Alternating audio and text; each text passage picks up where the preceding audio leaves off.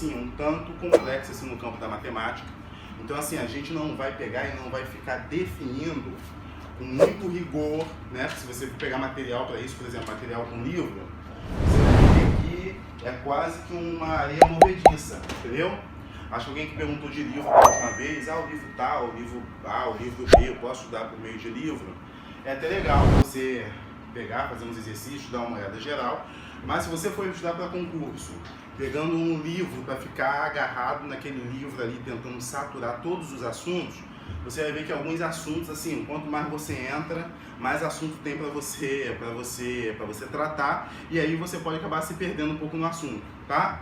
Então, a teoria dos conjuntos, a gente vai ver que algumas coisas eu vou ter uma preocupação de fazer algumas definições, assim, um pouquinho mais chatas, né? Pegar e definir um pouco melhor e tal, porque, assim, essas definições, principalmente no campo da geometria plana, que são definições importantíssimas para que você consiga depois se safar nas questões que podem aparecer para você, mas algumas outras eu não vou ter aquela preocupação de fazer uma conceituação, uma definição tão rígida assim, tá bom? Então, é um dos casos da teoria dos conjuntos, tá? Na teoria dos conjuntos a gente não se preocupa exatamente com uma definição tão rígida, tá? A gente só começa a falar mais ou menos o que é e a gente começa a ter uma ideia. O que é um conjunto? Quando a gente pensa em um conjunto, a gente pensa em coisas que possuem uma determinada característica que a gente reuniu em um lugar. Então, por exemplo, um conjunto de pessoas. Quando você fala um conjunto de pessoas, não espera-se que tenha vaca, bois, cabritos ali no meio, embora às vezes tenha, né?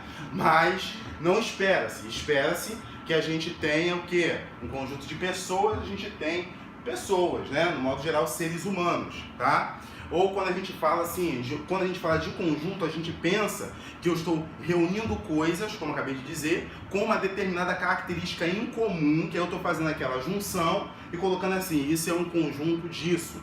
Um conjunto de pessoas que gostam de futebol, por exemplo, ou conjunto de pessoas que torcem para o Flamengo, ou seja, quase todo mundo, ou conjunto de pessoas que torcem para o Botafogo, praticamente conjunto vazio, né? Então, são essas distinções que a gente vai fazendo com o conjunto. A gente junta uma característica e coloca aquele conjunto ali, aqueles elementos ali em um mesmo pacote. Então, basicamente, eu já vou falar aqui, sem muita perca de tempo, sobre a representação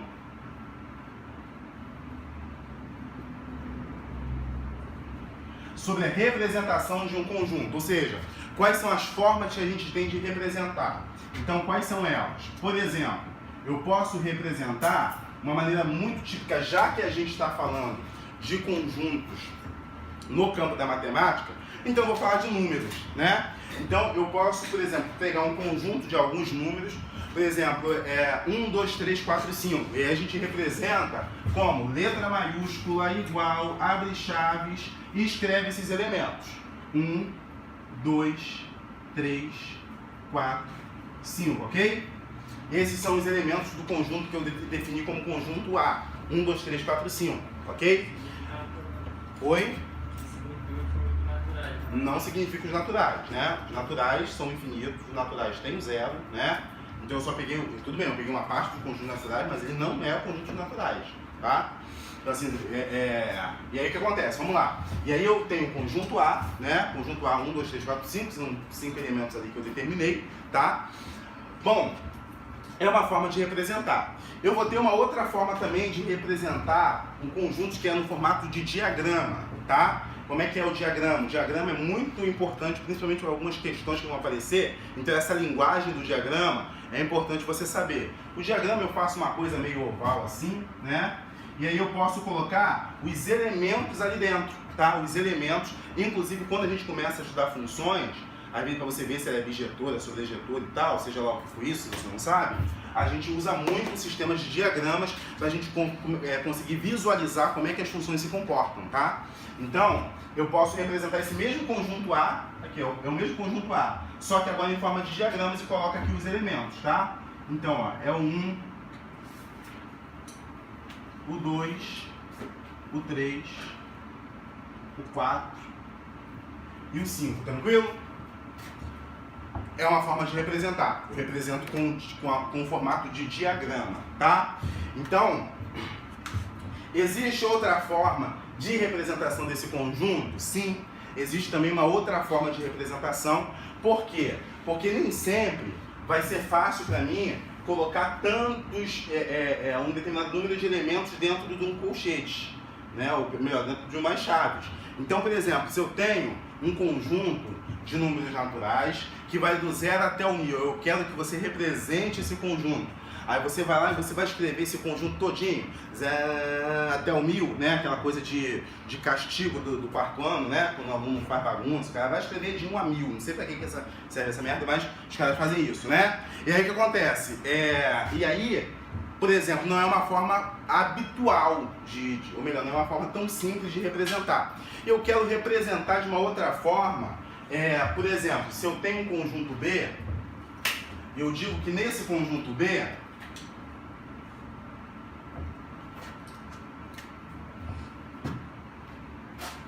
perdão, cara, eu vou continuar com o conjunto A, tá? Só para vocês verem aqui a representação. Então, como é que eu posso representar de uma outra forma que esse conjunto?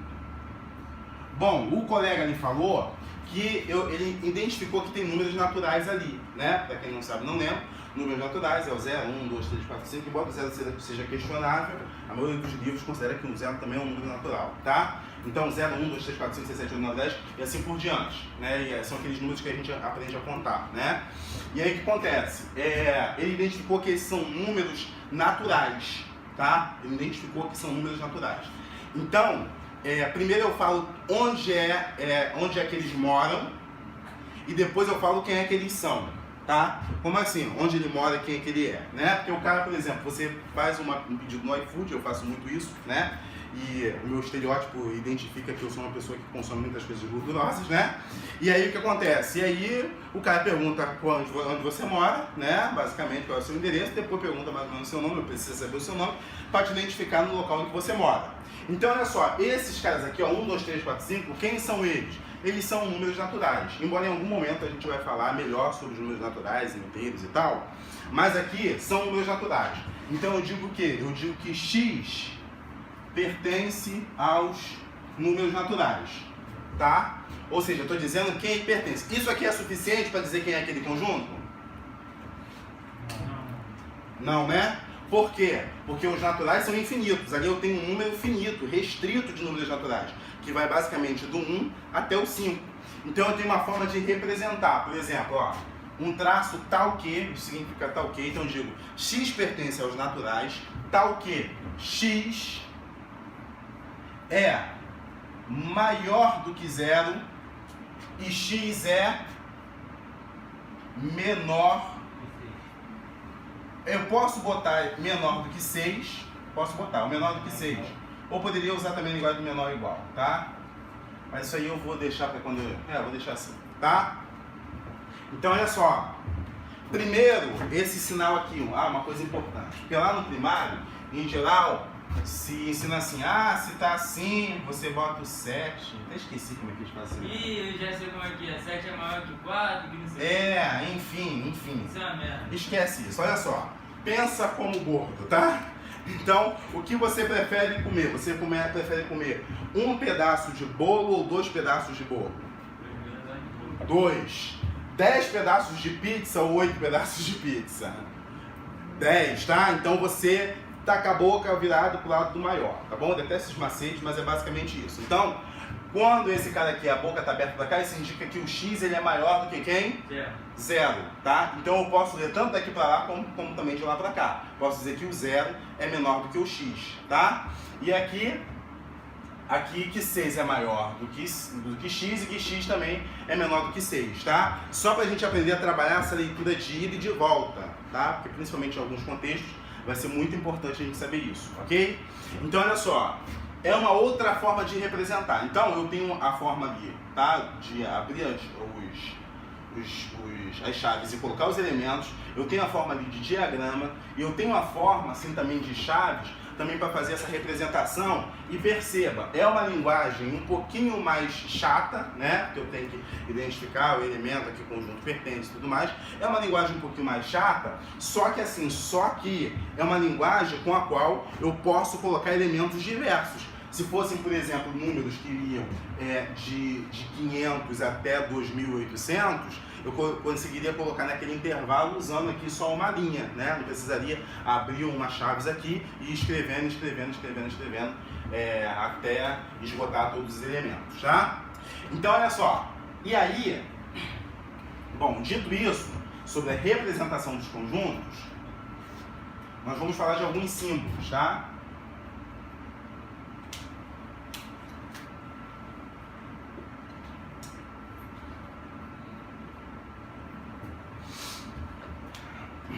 Que é o seguinte, dado o conjunto A, vou continuar nesse conjunto aqui só para a gente ir com um exemplo.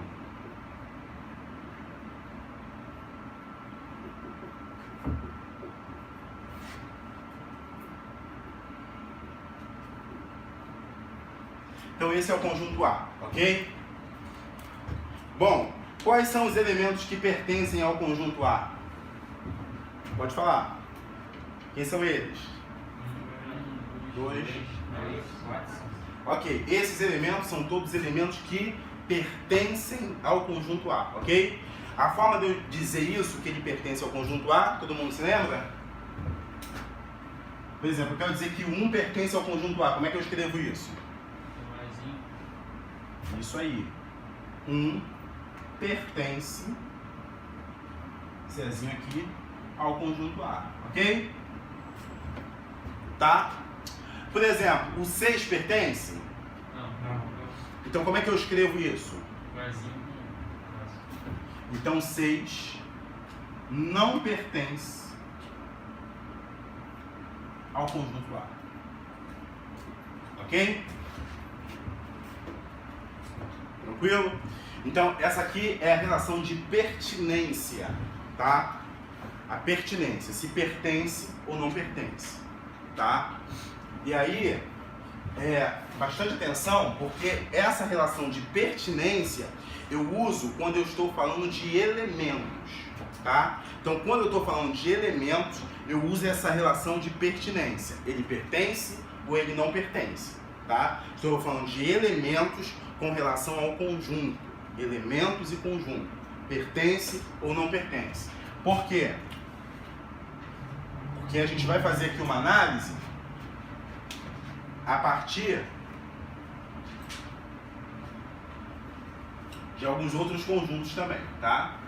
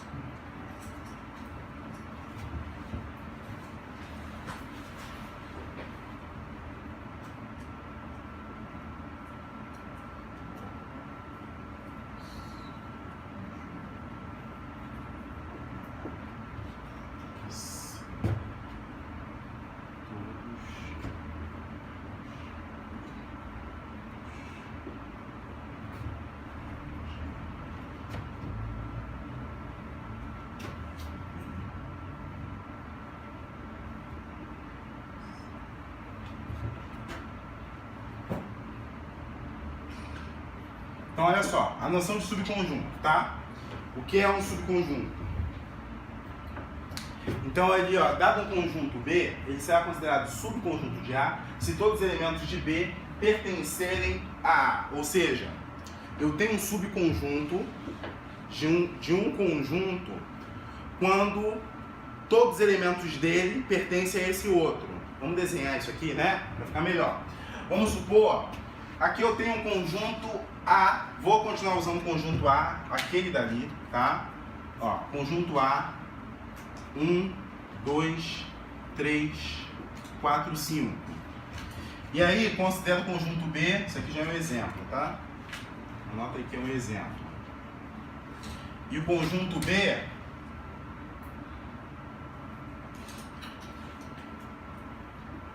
dois, 3. Vamos lá. Todos os elementos de B estão em A?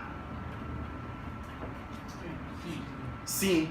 Se todos os elementos de B estão em A, isso quer dizer que o B é um subconjunto de A. Ok? E aí, como é que a gente vai perceber que ele é um subconjunto desenhando em diagrama, por exemplo, para ficar tranquilo pra gente, ó. Por quê? Porque eu vou ter aqui um conjunto, que eu sei que esse conjunto é o conjunto A. E aí, eu vou ter o outro aqui dentro, que é o B, né? Então aqui é o conjunto A, aqui é o conjunto B. Quem está em B? 2, 3. E aqui, ó, 1, 4, 5, ok? Não precisei colocar de novo, porque ele já está aqui, o 2 e 3 já está aqui. Né? Se eu colocar lá fora, parece que ele indicaria que ele pertence só a A e não a B. Tá? Então, dentro do conjunto A, eu tenho 1, 2, 3, 4, 5. O B eu tenho 2 e 3. E o 2 e 3 pertence, ou melhor, 2 e 3 são todos elementos de B que estão ali no conjunto A. Ou seja, isso quer dizer que o conjunto B está contido em A. O conjunto B está contido em A. Aí, por que eu falei dessa linguagem aqui? Porque quando eu estou falando de elemento, eu digo que pertence. Quando eu falo de conjunto, eu digo que está contido. Conjunto C de contido. Ok? Então, quando eu falo de elemento, eu digo que pertence. E quando eu falo de conjunto, eu falo que está contido. Então, por exemplo, ó, aqui eu digo que B está contido. Aí, ó, é um Czinho meio comprido assim, ó. Está contido em A. Tá? Se o B está contido em A, isso indica que o B é subconjunto de A. Ok?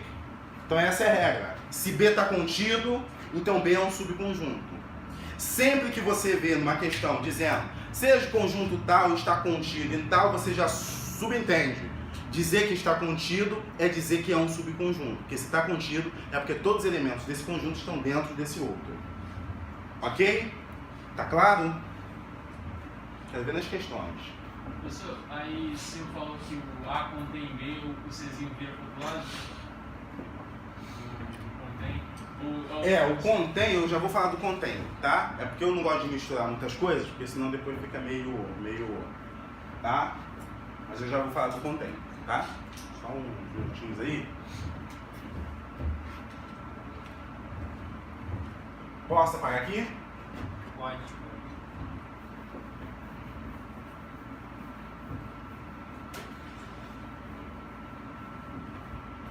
Eu vou botar isso aqui como exemplo 1. E aí eu vou jogar um exemplo 2 aqui. Vamos mudar um pouquinho esses conjuntos aí, né? Eu já não estou mais aguentando ver 1, 2, 3, 4, 5.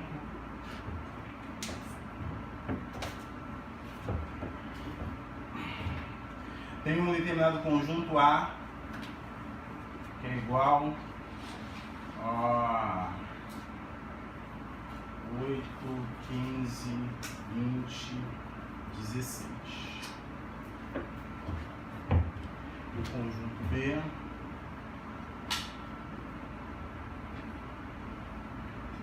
(15, 16 e 12).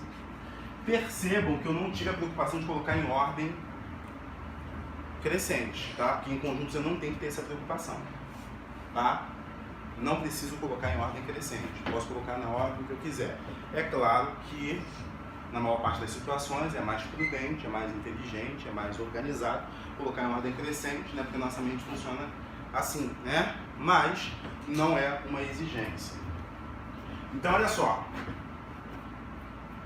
Eu posso dizer nesse caso que B está contido em A? Hã? Não. Por que não posso dizer? por causa do 12. Ou seja, tem um elemento ali que não está no A. Então ele não está contido. Ok? Existe uma outra relação ali. Eu identifico que existem elementos que estão em um e que estão em outro. E a gente já vai falar disso. Tá? Elemento que está tanto em um como também em outro. Mas, porém, entretanto, né, eu vejo que tem um ali faltando, então não está contido. Se não está contido, isso aqui não posso falar, né? Quando não está contido, é o mesmo Czinho que eu uso, só que, ó, não está contido, não está contido em A, tá? Então, o conjunto B não está contido no conjunto A. Tranquilinho?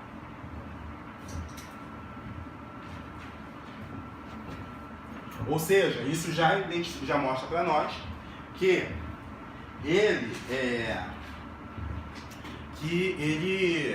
não é um subconjunto, não pode ser um subconjunto. Se não está contido, não pode ser subconjunto. Tá?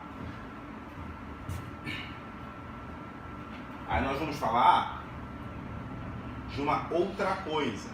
Professor, mas aí eu vou esperar. a letra A e B tem que ficar nessa sequência? Sim. B não está contido em A. Tá? Embora o contrário também seria verdade, né? O A também não está contido em B. Né? Também seria verdade. Tá? Então eu poderia dizer que A não está contido em B, porque eu vejo os elementos, vejo que não bate. Sim. Posso dizer. E esse exemplo número 1? Poderia ser o contrário? O contrário seria falso. Seria falso? Porque se eu disser que A está contido em B, eu estou dizendo que o A está dentro do B. E o A não está dentro do B, o B que está dentro do A. Tá? Então, agora eu poderia dizer que o A não está contido em B, aí estaria certo. Tá? Igualdade de conjuntos, né? Então, dados dois conjuntos têm que ser iguais se somente se todos os elementos de um pertencerem ao outro e possuírem, né?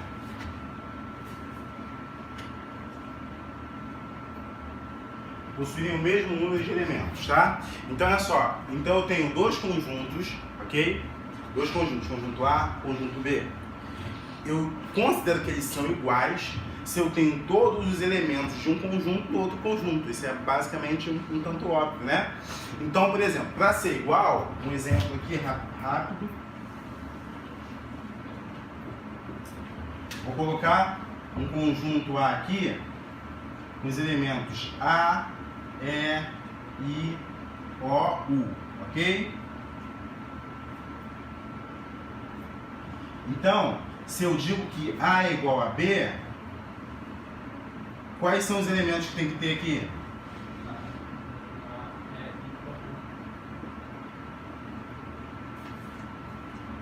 Ok?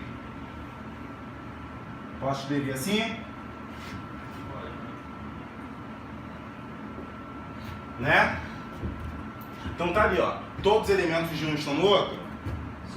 Sim. Não tem diferenciação, então eu posso dizer que A é igual a B, ok? A é igual a B porque todos os elementos de A estão em B, todos os elementos de B estão em A, sem ter, e a mesma quantidade de elementos, tá? Não tem mais em um, menos em outro. Mas nem poderia falar se A está contido em B, B está contido em A, não poderia falar isso não.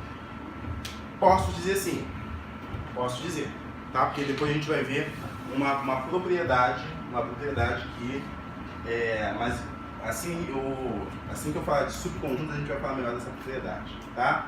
Que um conjunto sempre está contido nele mesmo, tá? Isso é uma regra, que o conjunto, por exemplo, o conjunto A, eu chamo o conjunto de conjunto A, ele sempre estará contido no próprio conjunto A, tá? Embora tenha uma problemática com relação a isso. Sempre tem um problema. A teoria dos conjuntos sempre tem um problema, né? A problemática com relação a isso foi colocada por um matemático chamado Bertrand Russell. Depois eu conto, se tiver curiosidade. Mas é legal, é um paradoxo.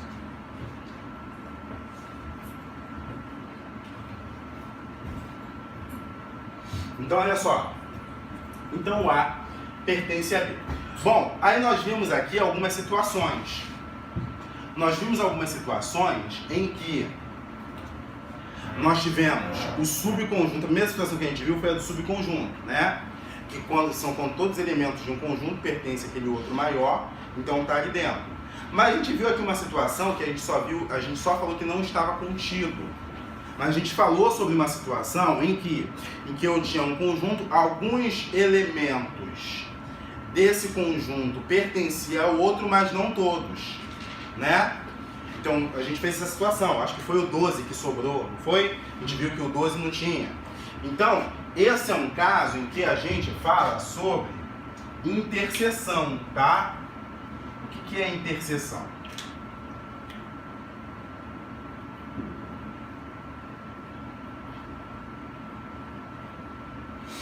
A intersecção é o seguinte, é quando eu tenho,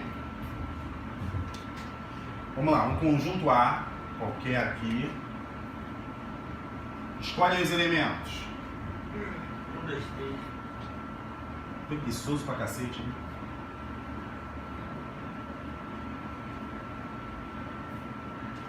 E o conjunto escolhe o outro. Envolvendo 1, 2, 3. Ah, Envolvendo 1, 2, 3. pelo menos um deles. 2, 4, 5, 6. Ok, tá? Vamos representar isso aqui por meio de diagrama, tá? Utilizando os dois conjuntos. Então, ó, representei aqui abrindo as chaves, né? Colocando os elementos. Agora eu vou representar com diagrama e a gente vai ver por que a gente representa com diagrama, o que o diagrama tem a nos oferecer. Então é o seguinte, ó, eu tenho aqui ó, um conjunto A, tenho um conjunto B. Vou fazer esses dois caras aqui, ó. Só que olha só como é que vai ficar se for representar numa coisa só. Tá? Esse lugar aqui vai ser o lugar da interseção, tá? E quem é a interseção? A interseção são os elementos que pertencem aos dois conjuntos, ok? Então quem é que vai entrar aqui? O 2. O 2, né? E aqui? 1, 3. E aqui? 4, 5 e 6. Ok? Tá aí a representação, tá? A interseção tem um sinal. Como é que eu represento a interseção?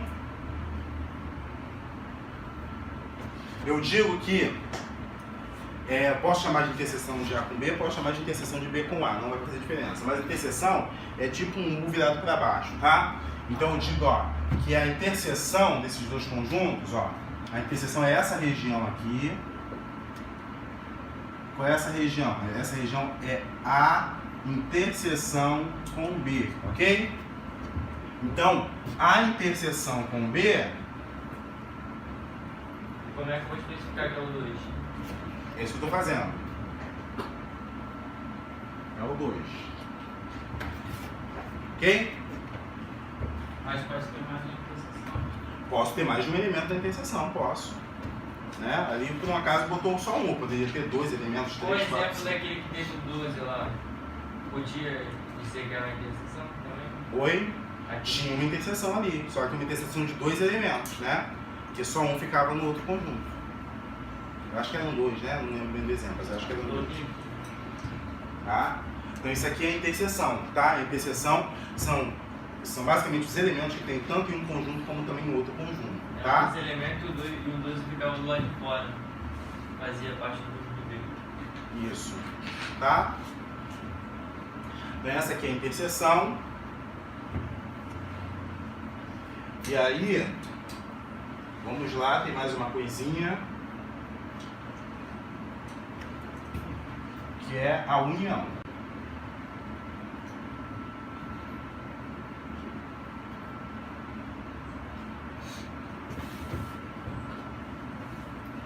Então, dados dois conjuntos, de novo A e B, vocês vão sair daqui hoje com A e B na cabeça assim.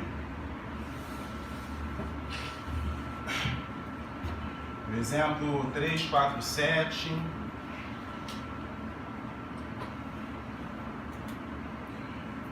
E 1, 4, 2. Tá bom. Quem vai ser a união? A união vai ser a junção de todos os elementos que tem nos dois conjuntos, tá? Então, eu vou primeiro listar A união B, ou seja, A união B é igual a quem? 4, A 1, 2, 2, 3, 4, 5. Preciso repetir o 4? Não. O 4 já está ali, não preciso ficar repetindo, tá? Uma coisa também importante ali no A, E, I, O, U, tá? Que é a igualdade de conjuntos. Se eu escrevesse um conjunto assim, ó, por exemplo, A, E, I, O, U, tá? E aí, perguntar se esse conjunto é igual a esse, é igual também, tá? Apesar de eu ter repetido o A várias vezes. Vai repetir o A várias vezes, mas eu entendo que A se trata do mesmo elemento, tá? Então isso não altera o fato de eles serem iguais. Ok?